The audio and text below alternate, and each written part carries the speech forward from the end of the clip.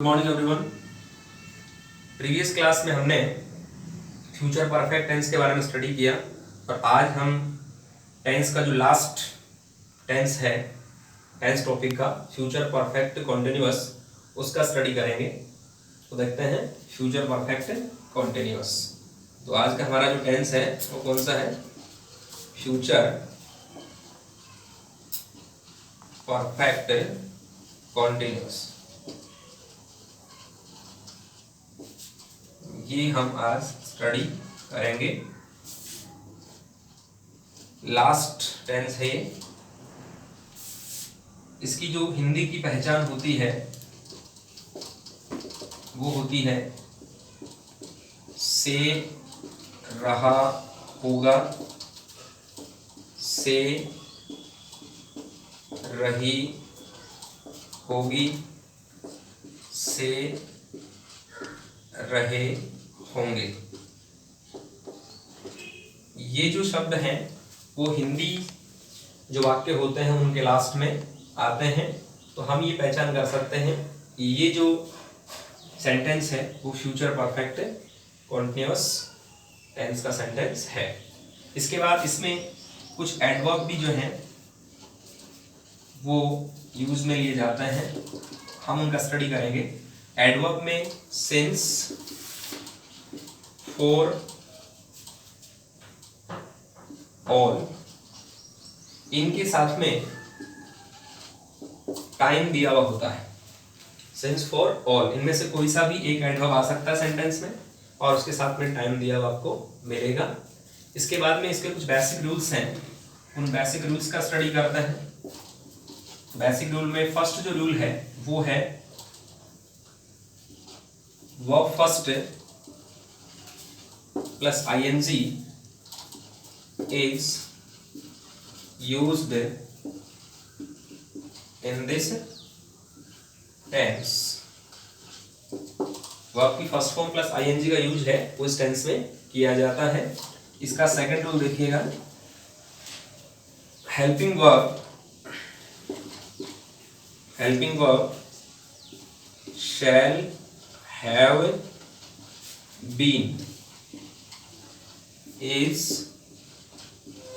used with first person. First person के साथ में किसका यूज किया जाता है? shall have been का यूज किया जाता है। और फर्स्ट पर्सन में कौन कौन आते हैं? I और we। I जो है वो फर्स्ट पर्सन सिंगुलर है और we है वो फर्स्ट पर्सन प्लूरल है। थर्ड जो रूल है वो देखिएगा, helping verb will have been is used with second person. Second person में कौन आता है? यू आता है। तो सेकंड पर्सन जो है उसके साथ में विल हैव बीन और थर्ड के साथ में भी विल हैव बीन का यूज किया जाता है। एंड थर्ड पर्सन में ही, सी, इट, दे एंड नेम या नेम्स। इस प्रकार से जो है हमें हेल्पिंग वर्ब का यूज करना है। इसके जस्ट बाद में नेगेटिव जो सेंटेंस आता है उसमें हमें नोट को कहाँ यूज करना है वो देखिएगा। In negative sentences not is used before have. Okay, कैसे? इस प्रकार से जैसे विल और शैल, इसके बाद में नॉट, फिर हैव और इसके साथ में बीन। तो नेगेटिव सेंटेंस में नोट का यूज कहाँ किया जाता है? वो हैव से पहले किया जाता है या आप यूँ कह सकते हैं कि हेल्पिंग वर्ब विल और शैल उसके बाद में नोट का यूज होता है, दोनों एक ही बात है। इस प्रकार से हमें जो है नोट का यूज नेगेटिव सेंटेंस में करना है। ये इसके कुछ बेसिक रूल है। इसके बाद में इंट्रोगेटिव जो सेंटेंसेस हैं उनमें जो है हम इनका जो यूज करेंगे वो कैसे करेंगे, तो इंट्रोगेटिव में देखिएगा यूज कैसे करेंगे। तो ये रूल आपको आई होप समझ में आ गए होंगे। एक बार देख लो फिर से इनको। V1 ing is used in this tense. इस टेंस में V1 ing का यूज किया जाता है, मतलब आपकी फर्स्ट फॉर्म और उसके साथ में ing। फिर helping verb shall have been, उसका यूज किसके साथ किया जाता है, फर्स्ट पर्सन के साथ में। फिर विल हैव बीन, इसका यूज किया जाता है सेकंड और थर्ड पर्सन के साथ में। और नेगेटिव सेंटेंस में क्या करते हैं, नोट का जो यूज है वो किसके पहले किया जाता है, हैव से पहले किया जाता है। और कैसे यूज करना है ये मैंने आपको यहाँ ब्रैकेट में बता दिया है, विल शैल और उसके साथ में फिर नॉट और बाद में हैव बीन का यूज करते हैं। इसके जस्ट बाद में जब इंट्रोगेटिव सेंटेंस हम फ्रेम करेंगे तो उसके अंदर हमें हेल्पिंग का और WH वर्ड का यूज करना ही करना है। तो हेल्पिंग वर्ब जो है वो कैसे यूज की जाएगी देखना। फिफ्थ जो आपका रूल है वो है in interrogative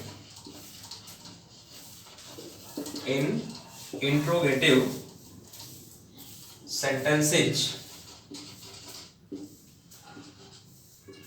helping verb shall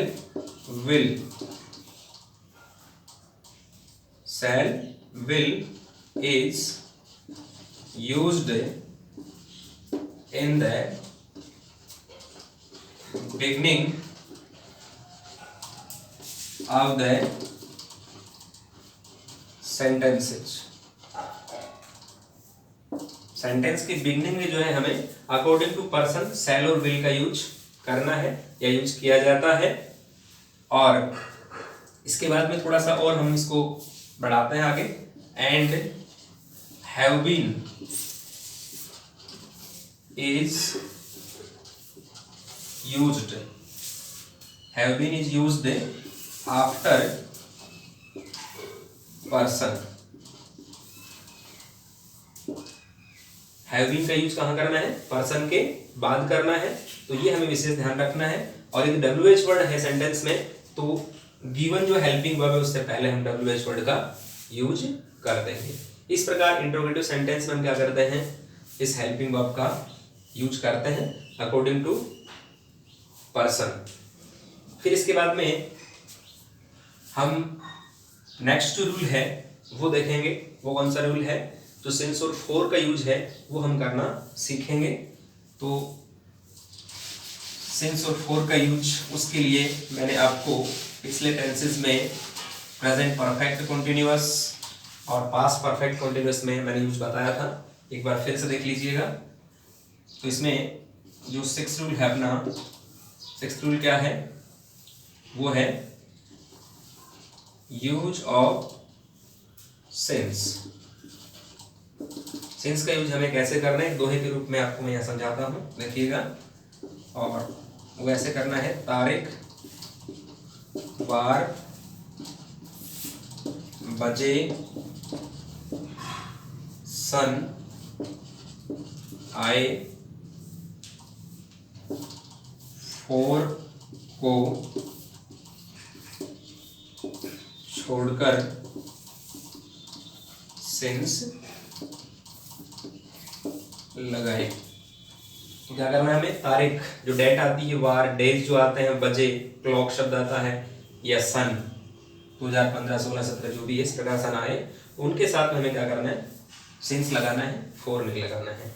इसके अलावा भी सिंस के यूज हैं, और वो कौन कौन से देखिएगा, जैसे मॉर्निंग, मॉर्निंग के साथ में सिंस का यूज करेंगे आप। इवनिंग, इसके साथ में सिंस का यूज करेंगे। इसके बाद में आफ्टरनून, इसके बाद में या इसके साथ में भी आपको क्या करना है, सिंस का यूज करना है। फिर इसके बाद में और हमें कहाँ करना है सिंस का यूज, फोर्टनाइट।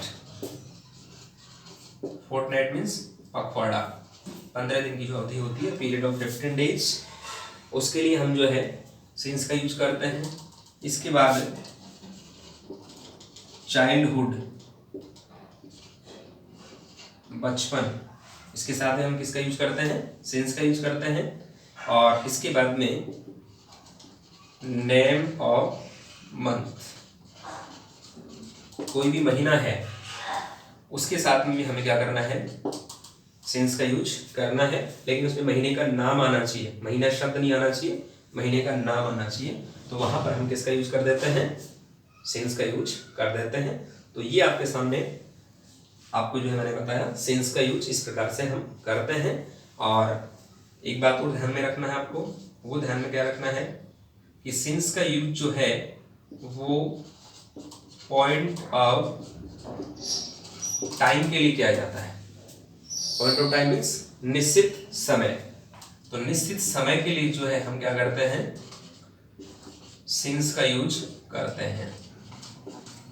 ये निश्चित समय है, जो भी आपको यहाँ नीचे मेंशन किए हुए हैं वो सारे निश्चित समय है, तो इसलिए हम क्या करते हैं, इसके साथ में सिंस का यूज करते हैं। आई होप ये आपको समझ में आया होगा। प्रैक्टिस में लेंगे सेंटेंस, आपको और अच्छी तरह से समझ में आ जाएगा। इसके जस्ट बाद में हम नेक्स्ट जो रूल देखते हैं वो है use of for. Okay, use of for ये हमारा 7th रूल है। तो यहाँ पर यूज ऑफ फॉर, ओके, और ये किसके लिए होता है, पीरियड ऑफ टाइम, इसके लिए होता है पीरियड ऑफ टाइम के लिए। और पीरियड ऑफ टाइम को कहते हैं हिंदी में अनिश्चित समय। इसके लिए हम किसका यूज करते हैं, फॉर का यूज करते हैं। जैसे 2 seconds, ओके, 3 minutes, 4 hours, 4 घंटे। इसके बाद में 5 days, ओके। इसके जस्ट बाद में 6 months, ओके। इसके बाद में जैसे 7 years। इस प्रकार से जो है हम फॉर का यूज करते हैं, ठीक है। तो आई होप ये आपको समझ में आया होगा। तो सिंस का यूज कहाँ करते हैं, पॉइंट ऑफ टाइम के लिए, और फॉर का यूज कहाँ करते हैं, पीरियड ऑफ टाइम के लिए। निश्चित समय के लिए सिंस का यूज करेंगे और अनिश्चित समय के लिए फॉर का यूज करेंगे। तो इनका यूज जो हम हिंदी टू इंग्लिश ट्रांसलेशन करेंगे उसमें आपको और अच्छी तरह समझ में आ जाएगा। तब तक आप इनको याद करना है आपको, और याद करके और उनको अप्लाई करना है। इसके जस्ट बाद में हम अब सेंटेंस जो है उनको फ्रेम करते हैं अकॉर्डिंग टू स्ट्रक्चर। तो अकॉर्डिंग टू स्ट्रक्चर हमें सेंटेंस को फ्रेम करना है। तो फर्स्ट ऑफ ऑल हमारा जो स्ट्रक्चर बनेगा वो बनेगा पॉजिटिव सेंटेंस का। तो ये पॉजिटिव सेंटेंस का हम हेडिंग लगा करके और उसके बाद में सेंटेंस फ्रेमिंग करेंगे। पॉजिटिव सेंटेंस को हिंदी में कहा जाता है सकारात्मक वाक्य। इसका जो स्ट्रक्चर बनेगा वो देखिएगा, वो स्ट्रक्चर है, फर्स्ट ऑफ ऑल हमें यूज करना है पर्सन का।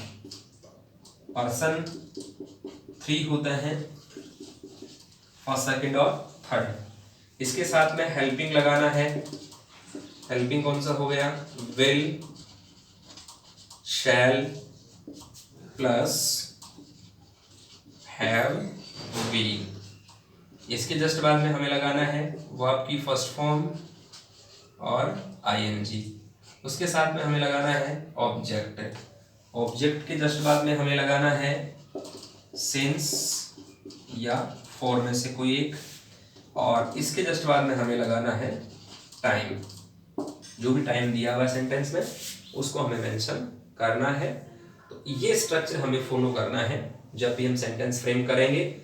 एक सेंटेंस का स्ट्रक्चर आपको समझ में आ गया तो आगे वाले सेंटेंस स्ट्रक्चर में या सेंटेंस फ्रेमिंग में there will be no problem, आपको कोई भी समस्या नहीं आएगी।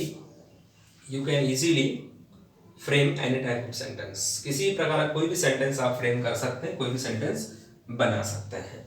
तो आपको इस स्ट्रक्चर को फॉलो करना है, इसी स्ट्रक्चर से आगे जो स्ट्रक्चर होंगे वो बनेंगे, आगे वाले जो भी स्ट्रक्चर होंगे इसी को बेस मान के वो बनेंगे। जैसे मान लो नेगेटिव बनाना है तो हमें नोट का यूज हैव से पहले करना होगा, इंट्रोगेटिव बनाना है तो ये हेल्पिंग वाला जो पोर्शन है वो फर्स्ट में आ जाएगा।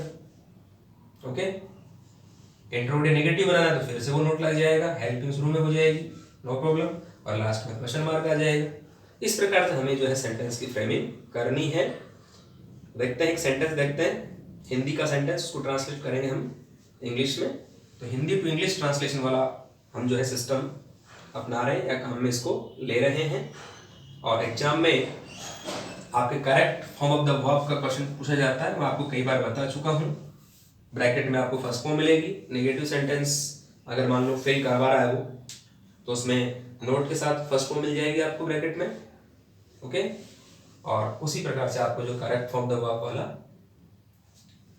जो क्वेश्चन है उसको सॉल्व करना है। तो सेंटेंस देखिएगा, हिंदी सेंटेंस देखिएगा, रीना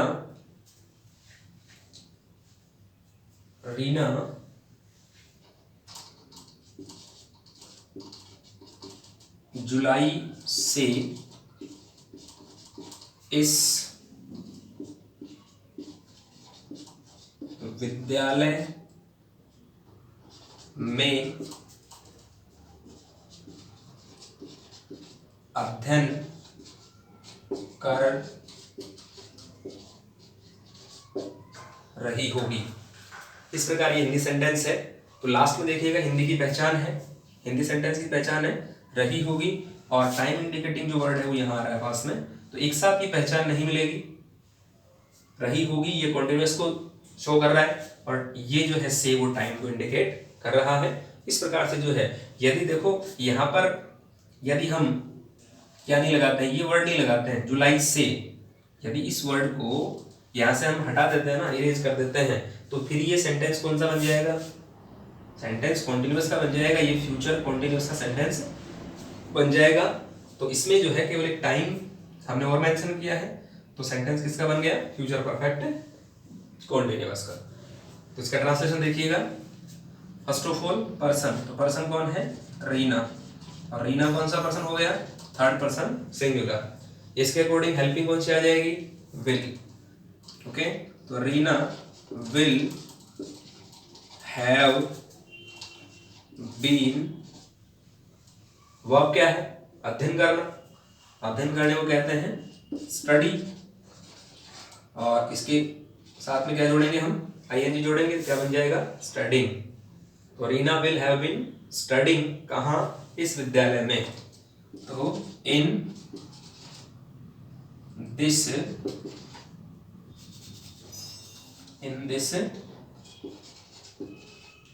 स्कूल।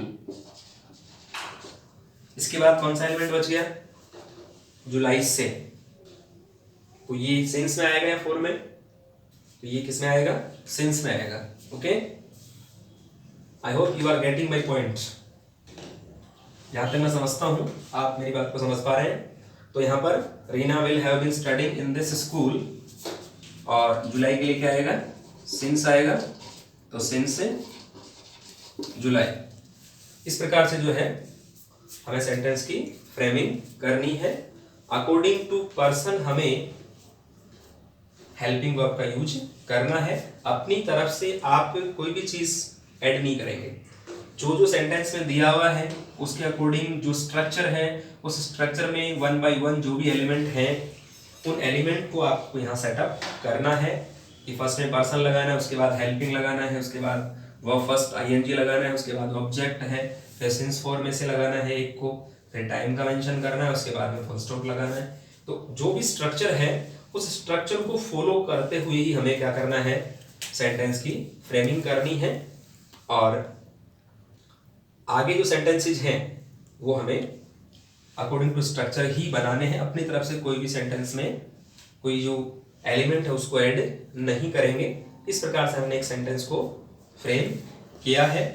और नेक्स्ट क्लास में जो है हम और भी सेंटेंस प्रैक्टिस में लेंगे, इसमें कुछ 2-3 सेंटेंस और पढ़ेंगे। इसके बाद में नेगेटिव सेंटेंस बनाएंगे, फिर आगे इंट्रोगेटिव हेल्पिंग से बनाएंगे WH वर्ड से, और फिर इंट्रोगेटिव और नेगेटिव जो है हेल्पिंग वर्ब और WH वर्ड दोनों से फ्रेम करेंगे। तब तक जो है आप इनकी प्रैक्टिस आपको करनी है, और असाइनमेंट के रूप में जो है आपको 5 सेंटेंस फ्रेम करने हैं।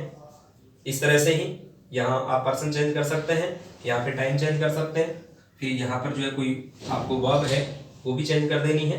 इस प्रकार से 5 सेंटेंस आपको फ्रेम करने हैं, और 5 वर्ब्स भी आपको जो है वो याद करनी है। तो आप इनको बेसिक रूल्स को और सेंटेंस को प्रैक्टिस में आपको लेना है, और बेसिक रूल भी आपको याद करने हैं। ओके, तो नेक्स्ट क्लास में मोर स्टडी करेंगे।